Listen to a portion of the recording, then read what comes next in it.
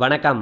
தொடர் மழையானது நம்மளுடைய கர்நாடகாவோட எல்லையோர மாவட்டங்களா இருக்கக்கூடிய தமிழ்நாட்டோட கிருஷ்ணகிரி, வேலூர், ராணிப்பேட்டை, திருப்பத்தூர், அதுக்கப்புறம் சேலம் உட்பட இந்த பகுதிகளில் தொடர் மழையானது பதிவாயிட்டு வந்துட்டுருக்கு.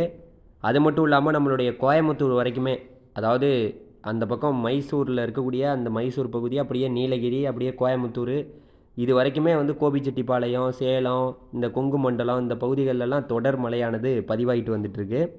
இந்த மழையானது இன்று இரவு வரைக்குமே பார்த்திங்கன்னா தொடர வாய்ப்பு இருக்குது. படிப்படியாக மழையானது விலகும். அதன் பிறகு நாளையும் மழை தொடரும். ஏனென்றால் நமக்கு பார்த்திங்கன்னா மேற்கு திசையிலிருந்து ஒரு தீவிரமான காற்றானது வந்து கொண்டிருக்கிறது. அதன் காரணமாக மேற்கிலிருந்து மேகக்கூட்டங்கள் தொடர் மேகக்கூட்டங்களாக வந்து கொண்டிருக்கிறது. இன்று அந்த மேகக்கூட்டங்கள் சென்னை வரைக்கும், நம்மளுடைய கிழக்கு கடல் ஓரம் வரைக்குமே அந்த மேகக்கூட்டங்கள் சென்றது. அதனால தான் சென்னை வரைக்குமே மழையானது எட்டி பிடிச்சது.